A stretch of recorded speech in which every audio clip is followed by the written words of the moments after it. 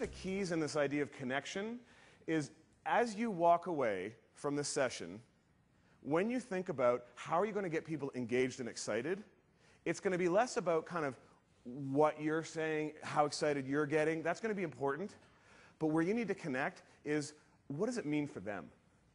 Great, we're having this big product launch. I'm really excited that Bill's excited about it. But what do people really think about? What does it mean to me? So you have to think about all the people on your team. How can you make this meaningful to them? Roger talked about being meaning makers. Even if they're not involved directly in the project, how can you make this exciting for them? Make them feel relevant, important. That's what, I mean, when you guys were talking a little earlier about your exceptional leaders made you feel like you were relevant, important, you mattered, you meant something. That's what an exceptional leader does when they connect. So if you're going to be successful at motivating and inspiring the rest of this organization, it's going to have a lot to do with intelligently managing emotions, both your own and all the people that you work with. Now, how many here, put your hand up if you've heard of the concept of emotional intelligence, or EQ. Okay, keep your hand up if you have any. Well, we'll figure that one out a little bit later. What we are going to talk about is leveraging this concept of emotional intelligence in order to cultivate and create that power to win culture. Now, how many of you are sitting there thinking, oh boy, emotional intelligence, this is going to be some kind of kumbaya, soft and squishy type session, right? Well, what Wes didn't mention in my introduction is that I have degrees in mathematics and computer science. I'm not that guy. Notice there's no Kleenex boxes on your tables. Okay? What I'm interested in, I'm an analytical by nature. I'm a former PL1 and COBOL programmer, and I know some of you know what that's all about. I want to know the research and the science behind something before I'm really going to engage it and apply it. So the approach we're going to take to this concept of managing emotions, which is so important for you, is going to be a more analytical and scientific approach. It's how much working memory you have. It will reduce your ability to think a complex thought. Have you ever heard yourself say, I was so angry I couldn't think straight? Have you ever had that difficult conversation with a partner or spouse and 20 minutes later thought of all the good comebacks? Right? Because in that moment, you were triggered and you couldn't think a complex thought. Or in a business setting, you're presenting an idea on how you'd like the change to work, and someone's really, a senior person is maybe sort of really criticizing your idea, and you can't articulate a good response, and after the meeting you think, oh, I should have said this and I should have said that. You know, you get that email that kind of frustrates you, and you go, type, type, type, reply to all.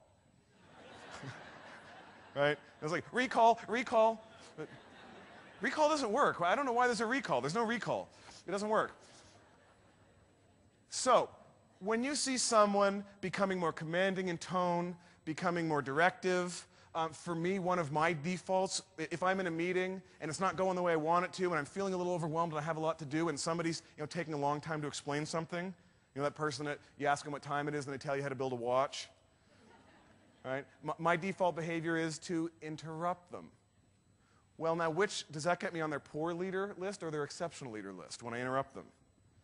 It gets me on their poor leader list. Again, an emotion is driving a behavior and it's having an impact. I'm not aware of it. I can't manage it. Bill Benjamin has a unique background. He has advanced degrees in mathematics and computer science, which makes him a hit with more analytical audiences. And he has over 20 years of business and sales experience. As a leader in the technology industry, he grew his company from $2 million in sales to over $75 million.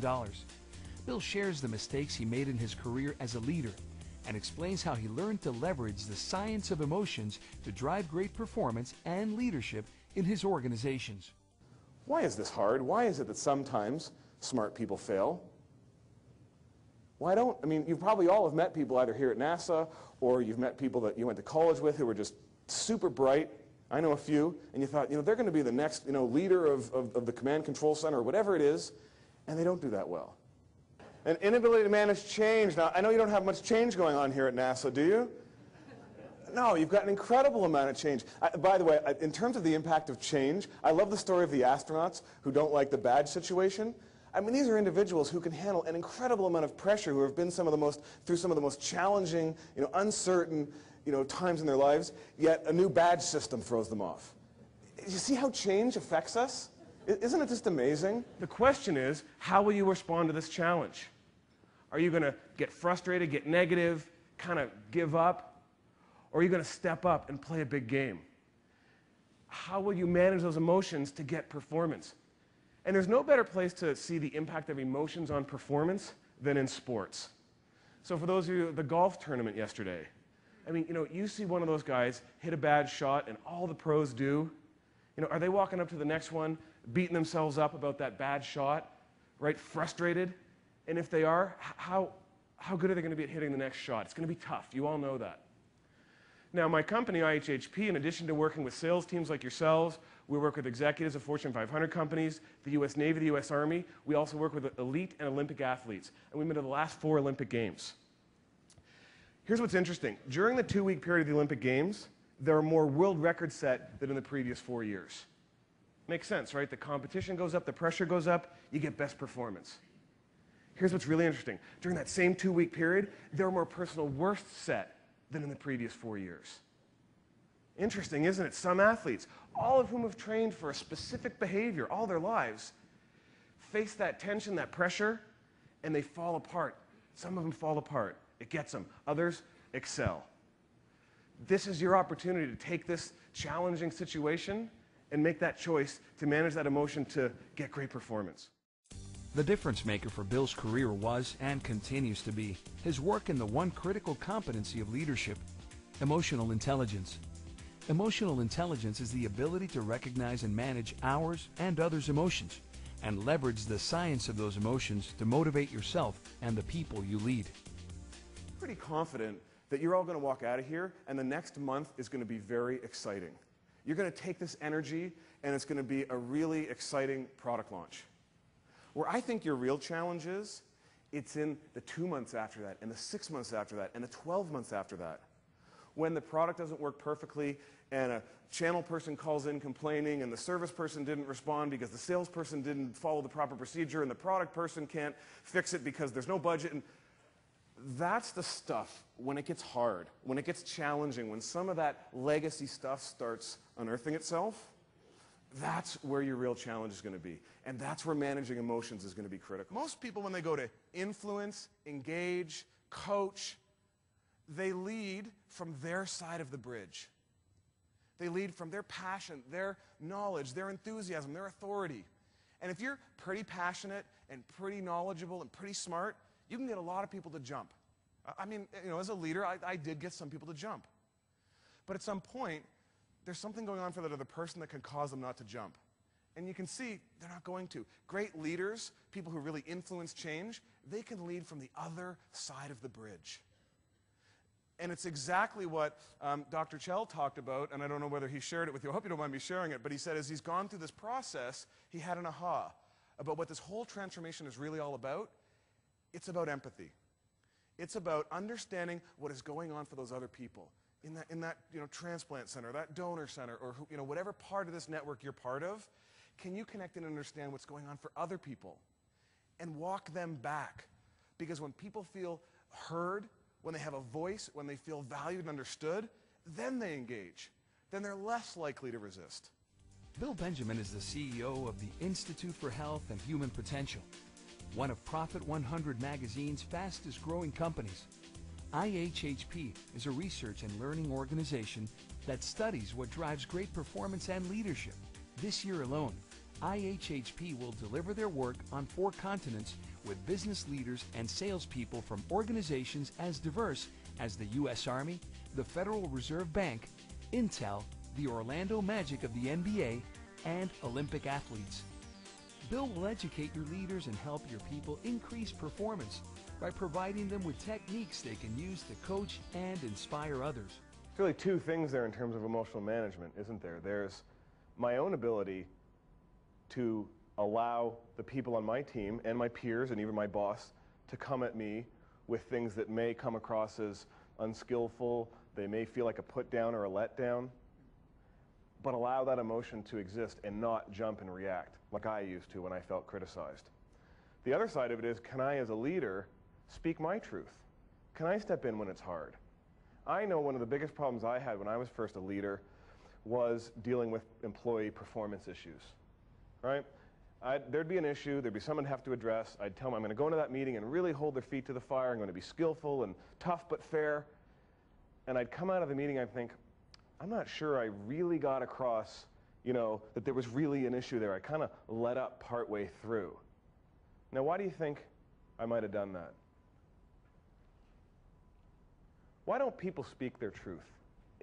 Fear, specifically in my case, of not being liked. I want everyone to like me. I want my employees to like me.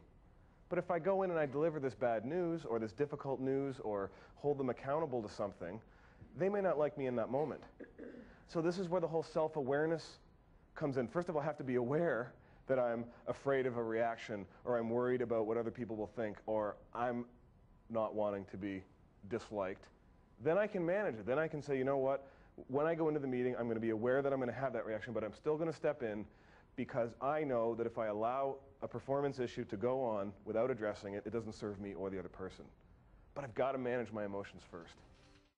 Bill customizes his presentations for each client and uses personal examples that draw from his background in mathematics as well as his career as a leader, providing him with a unique insight into performance and the science of leadership that deeply resonates with audiences around the world.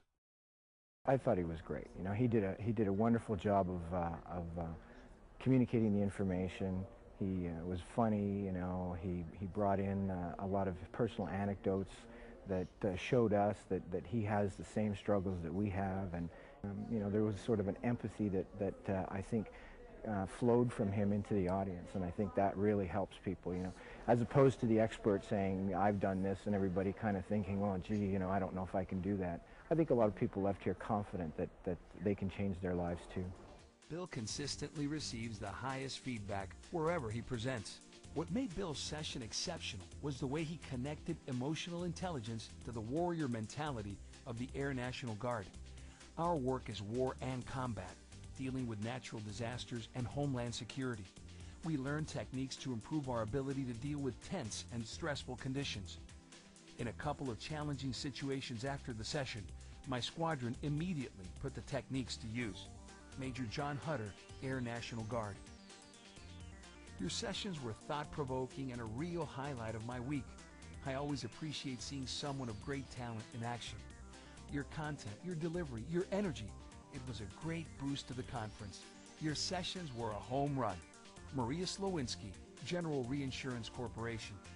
Bill has inspired international audiences with the following presentations: Leadership 2.0, The Science of Great Leadership; High Performance Sales, What Makes a Successful Salesperson; The 3 Conversations of Leadership, How Leaders Drive Results by Having the Conversations that Matter. We've been conditioned to think that that's what a leader does. A leader solves problems. I thought the same thing. What I came to realize is that my job is actually to help others solve problems. Because you all know what happens when they come up with the idea. They're more committed to it. It's their idea.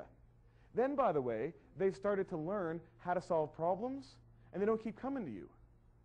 Then you have more time. Remember, this is all about saving time, not taking more time.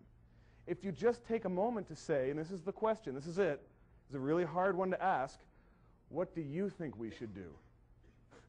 Simple, hard. Simple and hard. What do you think we should do? It just happened to me the other day. I've been practicing this stuff for 10 years. And just the other day, I'm sitting at lunch with someone, and she's an employee, and she's having a challenge with something. I'm like, okay, what do you think we should do? Like, I'm literally like, it's right there. Like, I got to go there because I got to solve it. I want to help. I want to feel good. I think this is what I'm supposed to do. Bill Benjamin leaves audiences with 2 things: inspiration to improve their own performance and leadership skills, and strategies they can apply to get it done both at work and at home. Bill is consistently asked for return engagements by the companies and associations he presents to. To ensure the success of your next event, call the Bureau who sent you this video to secure a date in Bill's calendar.